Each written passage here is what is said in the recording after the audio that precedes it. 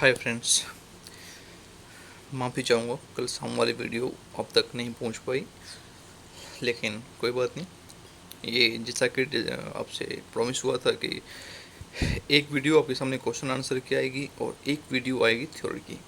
तो कल हम क्वेश्चन आंसर वाला प्रैक्टिस बैच कर चुके हैं और आज की क्लास आपके सामने जो है वो थ्योरेटिकल क्लास है। और ये वीडियो सिर्फ एटॉमिक के लिए नहीं, नवोदय की केवीएस में, DSSS में, जिस भी एग्ज़ाम में टीचिंग पैडागोजी पूछा जाता है, टीचिंग मेथोडोलॉजी पूछा जाता है, उन सभी एग्ज़ाम्स में ये वीडियोज काम आएंगे। अब देखेंगे एक बार को, आज की क्लास में हम बहुत ही इंपॉर्टेंट टॉपिक करने वाले हैं। CDP का एक काफ़ी इंपॉर्टेंट टॉपिक है, इसको आप देखिएगा एक बार आराम से। चलिए, जिन लोगों ने अभी तक टेलीग्राम चैनल को फॉलो नहीं किया है, टेलीग्राम चैनल पे ज्वाइन कर लेंगे, ताकि जिस भी एग्ज़ाम से संबंधित कोई भी क्वेरी हो, कोई भी डाउट हो, आप वहाँ पर कम्युनिकेट कर पाएंगे। यहाँ पर आपका चैट ग्रुप भी जुड़ा हुआ है। देखिए, सबसे पहले हम एजुकेशन के बारे में बात करेंगे। एटॉमिक एनर्जी का टीचिंग मेथोडोलॉजी का मैंने सिलेबस आपको शेयर किया था, उसमें एजुकेशन एंड टीचिंग ये दो टॉपिक मैंने आपको बताए थे कि ये दो टॉपिक आपको अच्छे तरीके से कवर करके जाना है। कौन सा? एजुकेशन एंड टीचिंग, ठीक है ना। तो एजुकेशन क्या कह रहा है? एजुकेशन की डेफिनेशन हम यहाँ पे देख रहे हैं, और एजुकेशन की जो डेफिनेशन यहाँ पे दी गई है वो दी गई है आपकी एडम्स साहब के द्वारा। किसके द्वारा दी गई है? एडम्स साहब के द्वारा। इन्होंने कहा है कि education is a bipolar process. अच्छा, मैं सोच रहा था कि जो स्लाइड्स हैं उसको इंग्लिश में और हिंदी में, यानी बाइलिंगुअल तैयार करूँ दोनों लैंग्वेजेस में, लेकिन फिर मुझे लगा कि जब आपका पेपर, खासकर मैं एटॉमिक वाले के हिसाब से बात करूं, तो जब आपका पेपर इंग्लिश मीडियम आना है तो फिर हिंदी में क्यों, मतलब हिंदी का तो कोई यूज ही नहीं रह जाता ना वहाँ पे आपका। तो स्टार्टिंग से ही आप इंग्लिश में ही तैयारी करो, ताकि आपका तैयारी वहाँ पे बढ़िया काम कर सके, और इंग्लिश के जो टर्म्स हैं आप उसको आप पकड़ पाओ। नहीं तो हिंदी के टर्म्स आप माइंड में सेट कर लोगे और पेपर में आएगा इंग्लिश के टर्म्स, फिर आप फंस जाओगे वहाँ पे, है ना। तो एडम्स ने एजुकेशन को डिफाइन किया है कि education is a bipolar process. Bipolar का मतलब होता है कि जो शिक्षा है वो दो ध्रुवीय प्रक्रिया है, एक इधर है और एक इधर है। इधर टीचर रहता है और इस तरफ स्टूडेंट है। According to Adams, education is a bipolar process in which one personality acts on other person another to modify the development of other person. एक पर्सनैलिटी जो है दूसरे पर्सनैलिटी के साथ काम करता है इसको इम्प्रूव करने के लिए। The process is not only conscious but deliberate. और ये जो प्रोसेस होता है वो दोनों तरफ से होता है, इधर से इधर और इधर से इधर, दोनों आपस में इंटरेक्शन करते हैं। ध्यान रखिएगा, मोस्ट इंपॉर्टेंट है कि एजुकेशन को बाइपोलर प्रोसेस किसने माना है? एडम्स ने माना है। और बाइपोलर प्रोसेस मीन दो ध्रुव माना है। तो दो ध्रुव, दो पोल हैं, दो पोल में एक पोल जो है टीचर है और एक पोल स्टूडेंट है। चलिए, अब किसी ने, कोई पर्सन ऐसा भी है जिसने एजुकेशन को ट्राइपोलर प्रोसेस माना है। Education is a tripolar process. क्या है? त्रिध्रुवीय प्रक्रिया है। ये किसने किया है? ये किया आपके जॉन डेवी साहब ने। किसने किया है? John Dewey. यानी इन्होंने ये माना है कि एजुकेशन जो है वो त्रिध्रुवीय प्रक्रिया है। तीन ध्रुव हैं इसमें, तीन पोल हैं। पहला पोल है टीचर, दूसरा पोल है स्टूडेंट, और तीसरा पोल है इन्वायरमेंट। इन्वायरमेंट इवेल्युएशन नहीं कह रहा, मूल्यांकन नहीं कह रहा, वातावरण कह रहा हूँ। देखिए, स्टूडेंट, टीचर एंड इन्वायरमेंट। देखिए, सिर्फ टीचर और स्टूडेंट मिल करके टीचिंग, लर्निंग एंड एजुकेशन के काम को आगे नहीं बढ़ाते। वो जो टीचिंग लर्निंग का जो काम करते हैं, एजुकेशन को आगे बढ़ाने का जो काम करते हैं, वो किसी न किसी इन्वायरमेंट में होता है। यानी लर्निंग करने के लिए, टीचिंग करने के लिए कोई ना कोई इन्वायरमेंट चाहिए होता है, वातावरण चाहिए होता है, जिसको हम दूसरे लैंग्वेज में क्या कहते हैं? करिकुलम भी कहा जाता है। इन्वायरमेंट को, ये जो इन्वायरमेंट है, इस इन्वायरमेंट को करिकुलम भी कहा जाता है, ठीक है। तो ये बात ध्यान रखिएगा। कई बार हो सकता है कि आपसे पूछ लिया जाए कि इनमें से कौन सा एजुकेशन का ट्राइपोलर प्रोसेस का पोल नहीं है। तो भैया टीचर पोल है उसका, स्टूडेंट एक पोल है, टीचर पोल हो गया, स्टूडेंट पोल हो गया। करिकुलम या एनवायरनमेंट एक ही बात है, ध्यान रखिएगा। पाठ्यक्रम और वातावरण एक ही चीज़ है, क्योंकि दोनों ही क्या करते हैं? एक जरिया प्रदान करते हैं चीज़ों को सीखने और सिखाने का। In which the education is being imparted, these three are the main constituents of education. All the three play a major role in the process of learning and imparting education. बिल्कुल सही बात है। आगे चलिए देखिए, टाइप्स ऑफ एजुकेशन और educational institution, इसको भैया आप इसको नोट कर लीजिएगा, मोस्ट इम्पोर्टेंट। अब जितना इम्पोर्टेंट समझ सकते हैं ना, उससे भी ज़्यादा इम्पोर्टेंट है। तो देखिए क्या बातें की गई हैं।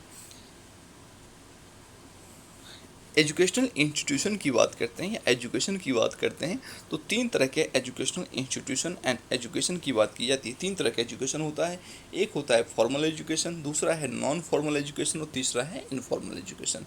आप फॉर्मल को समझिए, इनफॉर्मल को समझिए, नॉन फॉर्मल को आप अपने आप समझ जाएंगे। हिंदी में बात करें तो फॉर्मल आपका औपचारिक शिक्षा हो जाता है, इनफॉर्मल जो है आपका अनौपचारिक शिक्षा हो जाता है, और नॉन फॉर्मल जो है गैर औपचारिक है। इस वर्ड को ध्यान रखिएगा, कई बार क्या होते हैं आप हिंदी में अनौपचारिक और गैर औपचारिक में कंफ्यूज हो जाते हैं। तो इनफॉर्मल जो है ना, ये अनौपचारिक है, और नॉन फॉर्मल जो है वो गैर औपचारिक है। अच्छा देखिएगा, फॉर्मल एजुकेशन का मतलब से हमारा मतलब होता है कि एक ऐसी एजुकेशन जो फॉर्मली प्रोवाइड करवाई जाती है, लाइक स्कूल्स में, कॉलेजेस में, जहाँ पर बच्चे प्रॉपर तैयार होकर के, है ना, यूनिफॉर्म पहन करके, बैग लेकर के, किताब कॉपी लेकर के प्रॉपर स्कूल जाते हैं कि चलो अब एजुकेशन लेने जा रहे हैं, अब लर्न करने जा रहे हैं। वहाँ पर बच्चों के पास किताबें होती हैं, उनके पास करिकुलम होता है, टाइम टेबल होता है, टीचर होते हैं, पूरी व्यवस्था होती है। इनफॉर्मल कौन सा है? इनफॉर्मल की बात करें, इनफॉर्मल का मतलब होता है कि कोई खास इंटेंशन नहीं होता, कुछ भी व्यवस्था नहीं होती, हम अपनी ज़िंदगी आराम से जी रहे होते हैं, और अपनी ज़िंदगी जीते जीते हमने कुछ सीख लिया। हम खेल रहे थे, खेलते खेलते कुछ सीख लिया, घर में बैठे हुए थे, बातें कर रहे थे, वहीं पे हमारे घर के बड़े लोगों ने हमें कुछ बता दिया, अच्छी चीज़, वो हमने सीख लिया। तो इस तरह की जो एजुकेशन है ये इनफॉर्मल एजुकेशन कहलाती है। ये देखिए, जो फॉर्मल एजुकेशन है वो यूजुअली एट स्कूल, जनरली क्या होता है, फॉर्मल एजुकेशन स्कूल में दी जाती है, इनफॉर्मल एजुकेशन एवरीवेयर, कहीं भी दी जा सकती है। May be repressive, supportive, structured, ये प्रॉपर स्ट्रक्चर्ड होता है, करिकुलम होता है, क्लास वाइज सिस्टम होता है, ये अनस्ट्रक्चर्ड होता है। और इसीलिए हमें पता है कि जो जीवन की बातें हैं, लाइफ की बातें हैं, हो सकता है आपसे उम्र में कम व्यक्ति ज़िंदगी का ज़्यादा अच्छा तजुर्बा रखता है, ज़िंदगी के बारे में बहुत अच्छी बातें कर सकता है, ज़िंदगी का जीने का तरीका उसका आपसे ज़्यादा अच्छा हो सकता है। यूजुअली प्री अरेंज, सब कुछ पहले से व्यवस्थित होता है, स्पॉन्टेनियस, अचानक होता है। Motivation is typically more extrinsic, जो मोटिवेशन होता है वो बाहर से होता है, मोटिवेशन इज मैनली इंट्रिंसिक। ये कंपलसरी होता है, ये वॉलंटरी होता है, जो सीखना चाहता है वही सीखता है, आसपास से, अपने घर के बड़े लोगों से, समाज से। जो नहीं सीखना चाहता उनके लिए कोई बात नहीं होती। इसमें टीचर बड़ी भूमिका में होते हैं, इसमें जो मैनली सीखने वाले मैन भूमिका में होते हैं। लर्निंग इज एवेल्यूएटेड, इसमें परीक्षा ली जाती है, इसमें परीक्षा नहीं ली जाती है। ठीक है, सीक्वेंशियल होता है, एक के बाद दो सिखाए, दो के बाद तीन, तीन के बाद चार, इसमें कोई सीक्वेंस नहीं होता, जब जो चीज़ मौका मिलता है वो सिखा दिया जाता है। चलिए, तो फॉर्मल एंड इनफॉर्मल आप समझ गए। फॉर्मल में आपके स्कूल कॉलेजेस इस तरह की चीज़ें आएंगी, इनफॉर्मल में आपकी फैमिली, सोसाइटी, फ्रेंड्स, ये सारी चीज़ें आ जाएंगी। नॉन फॉर्मल की बात करते हैं, गैर औपचारिक की बात करते हैं, तो इसमें जो आपका ओपन एंड डिस्टेंस एजुकेशन है वो इसमें आता है। At institution out of school, यानी संस्था तो होती है लेकिन स्कूल से बाहर की संस्था होती है। स्ट्रक्चर्ड होता है, क्यों आपको पता होगा, ओपन या डिस्टेंस की बात करें तो करिकुलम होता है वहाँ पर भी। यूजुअली प्री अरेंज, ये भी पहले से अरेंज होता है, आपको पता होता है कौन से साल में कितना क्या पढ़ना है, नहीं पढ़ना है। मोटिवेशन में भी extrinsic, but it is typically more intrinsic. इसमें मोटिवेशन जो है बाहर से थोपा जाता है, लेकिन पढ़ाई वही करता है जो अंदर से मोटिवेटेड होता है, क्योंकि यहाँ पर स्कूल टीचर, प्रिंसिपल ये बार बार पूछने के लिए नहीं आते कि बेटे आपने पढ़ाई की नहीं की। मे बी गाइड और teacher led learning is usually not evaluated. Generally जो है इसमें परीक्षा आपको साल में एक बार ही दिया जाता है, ज़्यादा कुछ होता नहीं है। टिपिकली नॉन सीक्वेंसिंग, यानी जो नॉन फॉर्मल है, गैर औपचारिक है, इसमें फॉर्मल एंड इनफॉर्मल दोनों के ही गुण समाहित होते हैं। अब देखिए, टीचिंग की बात करते हैं, तो टीचिंग में एक कॉन्सेप्ट जो बहुत इंपॉर्टेंट है, उसमें डायरेक्टली पूछ लिया जाता है एग्जाम में कि टीचिंग इनमें से कौन सा एक टीचिंग मैक्सिम नहीं है, यानी शिक्षण सूत्र नहीं है। शिक्षण सूत्र क्या होता है? एक कुछ ऐसी स्ट्रेटजी, कुछ ऐसी बातें जिनका ध्यान रखने पर हमारा शिक्षण का कार्य बहुत आसान हो जाता है, बहुत सिंपल हो जाता है। ये टीचिंग मैक्सिम होते हैं, और एक टीचर को इनका पालन जरूर करना चाहिए, इससे आपका काम बहुत आसान होगा। तो देखिएगा, man Maxim's of the teaching, सबसे पहला है फ्रॉम सिंपल टू कॉम्प्लेक्स। इसमें इसको आसानी से मत लीजिएगा। हो सकता है आप एक बार को देख लें और कहें कि अरे ये तो हमें आता है, लेकिन यहाँ पर एग्जामिनर कई बार फंसा देता है। कई बार तो आपसे ये पूछ लिया जाएगा कि इनमें से कौन सा मैक्सिम्स ऑफ टीचिंग है, शिक्षण सूत्र है, और कई बार ये पूछ लेगा कि इनमें से कौन सा शिक्षण सूत्र नहीं है। और कई बार सिंपल टू कॉम्प्लेक्स को ना कॉम्प्लेक्स टू सिंपल, हमारी आंखें इन चीज़ों को इतनी बार देख चुकी हैं कि हम बहुत कैजुअली पढ़ लेते हैं कि सिंपल टू कॉम्प्लेक्स या कॉम्प्लेक्स टू सिंपल हो, तो हमारा माइंड क्या कहेगा, अरे ये तो सिंपल टू कॉम्प्लेक्स ही होता है। यानी कई बार कॉम्प्लेक्स टू सिंपल भी लिखा हुआ है, तो हमारा जो मस्तिष्क है वो क्या करेगा, सिंपल टू कॉम्प्लेक्स पढ़वा देगा कि कॉम्प्लेक्स टू सिंपल तो कुछ होता नहीं है, सिंपल टू कॉम्प्लेक्स होता है, तो वही लिखा हुआ है। तो यहाँ पर कई बार फंसाया जाता है। तो main maxim of the teaching, हमें क्या किन किन बातों का ध्यान रखना चाहिए। तो पहला है फ्रॉम सिंपल टू कॉम्प्लेक्स, यानी बच्चों को पहले सिंपल चीज़ें सिखानी चाहिए, फिर जटिल चीज़ें सिखानी चाहिए। फ्रॉम नॉन टू अननोन, बच्चों को पहले जो बच्चों को पता है, नोन चीज़ें हैं, बच्चों को पहले वो सिखाइए, और उसके बाद जो उसे नहीं पता है वो सिखाइए। फ्रॉम सीन टू अनसीन, बच्चों ने जो देखा है पहले वो सिखाइए, फिर जो उसने नहीं देखा है फिर उसकी तरफ ले जाइए। फ्रॉम कंक्रीट टू अब्स्ट्रैक्ट, बच्चे के सामने जो मूर्त चीज़ें हैं पहले उसके बारे में बात कीजिए, फिर अब्स्ट्रैक्ट चीज़ें जो अमूर्त चीज़ें हैं जिनको बच्चों ने नहीं देखा है, बच्चों की कल्पनाओं में हैं, फिर उनके बारे में बच्चों से बात करवाइए। फ्रॉम पार्टिकुलर टू जनरल, मतलब पहले स्पेसिफिक चीज़ करवाइए फिर जनरल चीज़ करवाइए। फ्रॉम, ये आपका जो है कौन सा हो गया, इंडक्टिव मेथड हो गया, है ना। पार्टिकुलर टू जनरल, इंडक्टिव आगमन विधि हो गया। फ्रॉम होल टू पार्ट, बच्चे को पहले पूरी चीज़ दिखाइए, जो कि आपका गेस्टाल्टिज्म है वो भी ये कहता है कि बच्चे को पहले पूरी चीज़ दिखाइए, उसको पार्ट्स, मान लीजिए बच्चे को कोई मशीन के बारे में समझाना है ना, तो यदि हम उसको छोटे छोटे पार्ट्स, और मान लीजिए फ्लाइट के बारे में हम बात करें, हालांकि छोटे बच्चों को फ्लाइट के बारे में पढ़ाना नहीं है, लेकिन मान लीजिए पढ़ाना है, तो यदि हम उसको डायरेक्टली बताने लगे कि इंजन का ये पार्ट, इंजन का उसको नींद आने लगेगी। लेकिन उसके सामने पहले पूरा का पूरा प्लेन खड़ा करें, फिर प्लेन का पार्ट खोलें कि ये देखो ये इंजन वाला पार्ट है, ये कैबिन क्रू है, इस तरह से छोटे छोटे पार्ट खोलें, फिर इंजन के पार्ट खोलने शुरू करें, तो होल से पार्ट की तरफ जाएंगे तो बच्चे ज़्यादा इंटरेस्ट लेंगे, उन्हें समझ भी बेटर आएगा। From indefinite to definite, indefinite से डेफिनिट की तरफ चलें। फ्रॉम साइकोलॉजिकल टू लॉजिकल, ये भी चलें। And from empirical to rational, इन सारी बातों का ध्यान रखना है। और ये सारे के सारे टीचिंग मैक्सिम्स हैं जो हमारे टीचिंग को इफेक्टिव बनाते हैं और यूजफुल बनाते हैं बच्चों के लिए। नेक्स्ट, टीचिंग प्रिंसिपल्स, इन बातों का आपने ध्यान रखा तो आप उन सवालों को कर पाएंगे। टीचिंग प्रिंसिपल्स, इसमें मैं आपको वो बातें लिख करके दिया हूँ जिन बातों का यदि आप ध्यान रखेंगे तो आप उन क्वेश्चंस को कर पाएंगे जिन क्वेश्चंस को बारे में आपको आइडिया भी ना हो।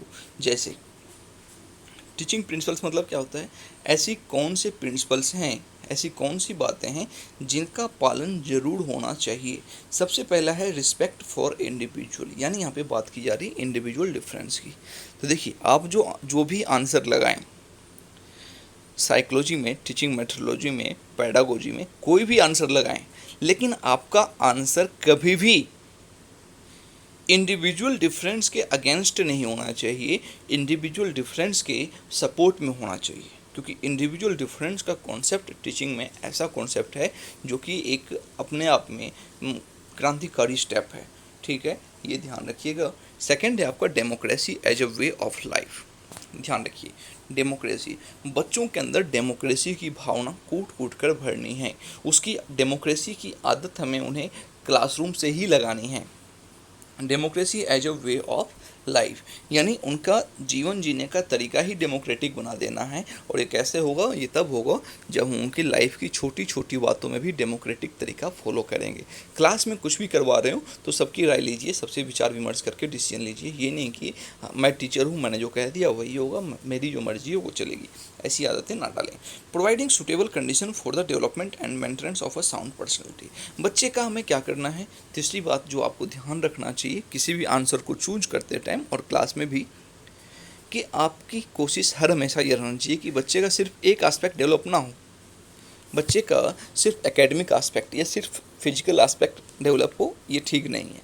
हमें हर बच्चे का ऑल राउंड डेवलपमेंट करना है, सर्वांगीण विकास करना है। अपने आंसर में ये बात का ध्यान रखिएगा। चौथा देखिए, providing group living in the classroom, हमें बच्चे को कभी भी अकेले किसी काम को करने के लिए, अपने अकेले के ग्रोथ के लिए काम नहीं करवाना है। बच्चे को हमेशा ग्रुप में काम करवाना है और ग्रुप के साथ ही मिलकर के चलना सिखाना है। ठीक है। पांचवा देखिए, इम्प्रूविंग द क्लासरूम इन्वायरमेंट। और क्लासरूम का जो इन्वायरमेंट है, साइकोलॉजिकल इन्वायरमेंट, सोशल इन्वायरमेंट, उसके इम्प्रूवमेंट पे काम करवाना है। ये दोनों ही इन्वायरमेंट, क्लासरूम का मनोवैज्ञानिक वातावरण और सामाजिक वातावरण हेल्दी होना चाहिए और हैप्पी होना चाहिए। अब ये देखिए, मोस्ट इम्पोर्टेंट है आपका, यहाँ पर है आपका टाइप्स ऑफ टीचिंग या पेरेंटिंग। टाइप्स ऑफ टीचिंग या पेरेंटिंग की बात करते हैं तो एक है आपका ऑथोरिटेटिव, कल की क्लास में हमने बात किया था इसके बारे में। दूसरा है ऑथोरिटेरियन, तीसरा है परमिसिव और चौथा है आपका अनइन्वॉल्व्ड। दो पैरामीटर हैं इन चारों को जज करने का। एक पैरामीटर तो है कंट्रोल का, कंट्रोल यानी टीचर या पेरेंट्स अपने बच्चे पर कंट्रोल कितना करते हैं, और दूसरा पैरामीटर है वार्मथ का, यानी आप कितना चाहते हैं उन्हें, कितनी केयर करते हैं, कंट्रोल एंड केयर। तो यदि आप इस वाले सेक्शन को देखिएगा, इधर देखिए इस वाले सेक्शन को, तो यहाँ पर ये हाई है और यहाँ पर ये हाई है, यानी इस वाले सेक्शन में कंट्रोल भी बच्चे पे बहुत ज़्यादा है और बच्चे की केयर भी यहाँ पर बहुत ज़्यादा है, तो ये तो बेस्ट हो जाएगा। लेकिन वही यहाँ पर देखिएगा आप, यदि इस वाले सेक्शन में देखिएगा तो जो केयर है, वार्म है, ये भी लो है, और बच्चे की जो बच्चे के ऊपर जो कंट्रोल है ये भी लो है। यानी बच्चा सबसे ज़्यादा यहाँ पर मिसगाइड हो सकता है, बच्चे के भटकने के चांसेस यहाँ पर सबसे ज़्यादा है कि ना तो हमें बच्चे की परवाह है और ना ही हमें बच्चे पर कंट्रोल है। ऑथोरिटेरियन की बात करें तो यहाँ पर कंट्रोल तो बहुत ज़्यादा है, लेकिन बच्चे की परवाह, बच्चे की फ़िक्र, बच्चे का केयर हमारा क्या है यहाँ पर इस वाले सेक्शन में, ये देखिए लो है इधर, यानी कम है, तो ये बच्चे का नुकसान करेगा कि बच्चे की परवाह तो है नहीं हमें, बच्चे की फ़िक्र तो है नहीं, लेकिन बच्चे को हम कंट्रोल पूरा कर रहे हैं। यहाँ की बात करते हैं, यहाँ में देखिएगा बच्चे की केयर बहुत है, बच्चे की केयर बहुत है, बच्चे से हम प्रेम बहुत करते हैं, बच्चे का प्यार बहुत करते हैं, लेकिन बच्चे पर हमारा कंट्रोल नहीं है, तो ये भी उतना ज़्यादा अच्छा रिजल्ट नहीं देगा। सबसे अच्छा जो रिजल्ट देगा वो ये देगा कि हमें बच्चे से प्रेम भी बहुत है, बच्चे का केयर भी हम बहुत करते हैं और बच्चे के ऊपर कंट्रोल भी बहुत अच्छा है। ऑथोरिटेटिव, नाम से आपको लगता होगा कि ऑथोरिटेटिव है, ये तो समस्या वाली बात है, गलत बात है, नेगेटिव होगा, लेकिन ऐसा नहीं है। इसमें देखिएगा हम बच्चे की नर्चर भी करते हैं, बच्चे के लिए बाउंड्री डिसाइड करते हैं कि बेटे आपको इस डू एंड डोंट की बाउंड्री, कि आपको क्या करना है क्या नहीं करना है, बच्चे से क्या एक्सपेक्टेशन रखते हैं, हम उसके बारे में भी बात करते हैं यहाँ पर। रिस्पॉन्सिव, एक्सेप्टिंग, बच्चे के जो विचार हैं, बच्चा जो करना चाहता है, कहना चाहता है, हम उसको एक्सेप्ट भी करते हैं। ओपन कम्युनिकेशन, बच्चे में और पेरेंट्स में, बच्चे और टीचर में कम्युनिकेशन, ओपन कम्युनिकेशन चलता है, वो वाली बात नहीं होती हेजिटेशन वाली बात कि मैं तो बड़ा हूँ ये छोटा है, कैसे, मतलब दोस्ताना संबंध होता है, जो कि अच्छी बात है। डिसिप्लिन होता है इसमें। इसमें देखिए इसका अपोजिट है स्ट्रिक्टनेस। इसमें स्ट्रिक्टनेस की बात, इसमें जो है, इसमें स्ट्रिक्टनेस की बात नहीं की गई है, लेकिन यहाँ पर स्ट्रिक्टनेस है, क्योंकि यहाँ कंट्रोल तो है लेकिन केयर नहीं है। ऑथोरिटेटिव में कंट्रोल तो है लेकिन केयर नहीं है, इसलिए ये स्ट्रिक्ट है। हाई एक्सपेक्टेशन, यहाँ पर क्या था, यहाँ पर सिर्फ एक्सपेक्टेशन था, लेकिन यहाँ पर हाई एक्सपेक्टेशन है। गिव्स ऑर्डर, ऑर्डर दिया जाता है बच्चे को। रिजेक्टिंग, बच्चों की बातों को रिजेक्ट कर दिया जाता है। कंट्रोलिंग, अनसपोर्टिव, बच्चे को सपोर्ट नहीं करते, इसीलिए क्या है, नेगेटिव है, यहाँ पर बच्चे का नुकसान हुआ। परमिसिव की बात करते हैं तो affectionate, nurturing, indulgent, little control, giving in, few और इनकंसिस्टेंट बाउंड्रीज। बच्चे का डेवलपमेंट उतना अच्छे से नहीं कर पाएगा, बच्चा ज़्यादा फ्री माइंड हो जाएगा। यहाँ पर अनइन्वॉल्व की बात करते हैं तो rejecting, neglected, self absorb, no boundaries, कोई जो करना है करो, तो बेटर ये है और सबसे पुअर ये है आपका। ध्यान रखिए, 4 तरह का पेरेंटिंग स्टाइल है, टीचिंग स्टाइल भी कह सकते हैं इनको। लेवल ऑफ टीचिंग की बात करते हैं तो कल हमने इसके बारे में बात किया था कि टोटल 3 लेवल की टीचिंग की जाती है। सबसे बेसिक लेवल का जो है वो मेमोरी लेवल है, जो कि दिया गया था हंट के द्वारा दिया गया था। इसमें क्या होता है, ज़्यादातर चीज़ें आपको याद करनी होती है, समझने का ज़्यादा काम नहीं होता। ये लिस्ट थॉटफुल है, कम विचारशील है। दूसरा है आपका अंडरस्टैंडिंग लेवल, थॉटफुल होता है, ये दिया गया आपका मॉरिसन के द्वारा, मॉरिसन के द्वारा दिया गया है। और तीसरा जो है रिफ्लेक्टिव लेवल, सबसे हाई लेवल की टीचिंग है। इसमें मोस्ट थॉटफुल, चिंतन का काम बहुत ज़्यादा होता है। ये दिया गया था आपका किसके द्वारा? हर्बर्ट के द्वारा दिया गया था। हर्बर्ट के द्वारा दिया गया था तीसरा। तो इसमें ज़्यादा डीप में नहीं जाना, इसमें हालांकि होता तो ये भी है कि इसको भी काफ़ी डीप में किया जाता है, लेकिन मैं बात करूँ केवीएस, नवोदय और एटॉमिक की, तो तीनों ही में क्या होता है कि भाई DSSB तो है नहीं यहाँ पर, DSSB में बहुत 100 मार्क्स की पेडागॉजी आती है, तो काफ़ी डीप पूछा जाता है। यहाँ पर तो क्या है कि 10-20 नंबर का होता है टीचिंग मेथोडोलॉजी, तो बारीक बारीक चीज़ें आपको उतनी ज़्यादा डिटेल में नहीं करनी, लेकिन हाँ पता सारी चीज़ें होनी चाहिए। आपको ये पता होना चाहिए कि अंडरस्टैंडिंग लेवल की टीचिंग किसने दी है? मॉरिसन ने दी है। मेमोरी लेवल का किसने दिया है? हंट ने दिया है। रिफ्लेक्टिव लेवल का किसने दिया है? हर्बर्ट ने दिया है। तो ये बेसिक चीज़ें आपको पता होनी चाहिए। चलिए, इसके बाद मोस्ट इम्पोर्टेंट जो है आपका टीचिंग में से ही है, वेरिएबल्स ऑफ टीचिंग। अच्छा, वेरिएबल को क्या कहते हैं हिंदी में? शिक्षण के चर। शिक्षण के चर यानी ऐसे कौन कौन से फैक्टर हैं, ऐसे कौन कौन से वेरिएबल हैं जो टीचिंग में काम करते हैं, टीचिंग की प्रक्रिया में, शिक्षण की प्रक्रिया में काम करते हैं। तो सबसे पहला है टीचर, दूसरा है स्टूडेंट और तीसरा है करिकुलम। टीचर को क्या बोलते हैं? इंडिपेंडेंट वेरिएबल, स्वतंत्र चर बोलते हैं, क्योंकि टीचर के पास काफ़ी स्वतंत्रता होती है कि टीचिंग को किस तरफ ले जाना है, कौन सी मेथोडोलॉजी को फॉलो करना है, कौन सा टीचिंग ऐड बनाना है, कब क्या टीच करना है। वो टीचर स्वतंत्र चर होता है, वो चीज़ों को डिसाइड करता है। दूसरा है स्टूडेंट, डिपेंडेंट वेरिएबल। स्टूडेंट जो है लर्निंग करने के लिए, खास करके फॉर्मल एजुकेशन की बात करते हैं, तो स्टूडेंट लर्निंग करने के लिए टीचर पर डिपेंड करता है, इसीलिए इसको क्या कहते हैं? डिपेंडेंट वेरिएबल कहा जाता है। करिकुलम क्या है? Intervening variable. करिकुलम एक रोड है जिस रोड पर स्टूडेंट और टीचर सीखते और सिखाते हुए चलते हैं, तो करिकुलम आपका हो गया इंटरवेनिंग वेरिएबल। तो चलिए, आज की क्लास में आपके सामने यही रहेगा। इनके आप नोट्स बना लीजिए आराम से, या फिर वीडियो को डाउनलोड कर लें। मैं कहूँगा वीडियो को स्टॉप करके आप नोट्स बना लें हर एक फैक्ट का। आपको बिल्कुल डीप में काम ही नहीं करना, आप एक बार ये देख लीजिए। अभी मैं आपको एक नॉलेज वाला वीडियो दे रहा हूँ, और इसके बाद इसका जो एप्लीकेशन बेस्ड क्वेश्चन किस तरीके से बनता है। पेडागोजी के जो क्वेश्चन आप देखते हैं कि आपकी क्लास में एक बच्चे ने शैतानी कर दी, आप क्या करेंगे? उसके पेरेंट्स को बुलाएंगे, प्रिंसिपल को बोलेंगे, उसका नाम काट देंगे, थप्पड़ मारेंगे, क्या करेंगे आप? तो इस तरह के जो क्वेश्चन है ना, वो इन्हीं तरह के फैक्ट्स के बेसिस पर, इन्हीं तरह के टॉपिक्स के बेसिस पर उस तरह के क्वेश्चन बनाए जाते हैं। तो पहले आप 3-4 क्लास में आप इस तरह की बेसिक चीज़ों को एक बार समझना शुरू कर दीजिए, फिर हम उन क्वेश्चंस पे काम करेंगे। ठीक, चलिए, अगली क्लास होपफुली शाम को आएगी, नहीं आएगी तो फिर कल सुबह आएगी। वैसे मेरी पूरी कोशिश रहेगी शाम को एक क्लास आपको मिल जाए, ठीक है ना। तो चलिए, अगली वीडियो मिलेंगे, तब तक के लिए tata, bye bye and take care.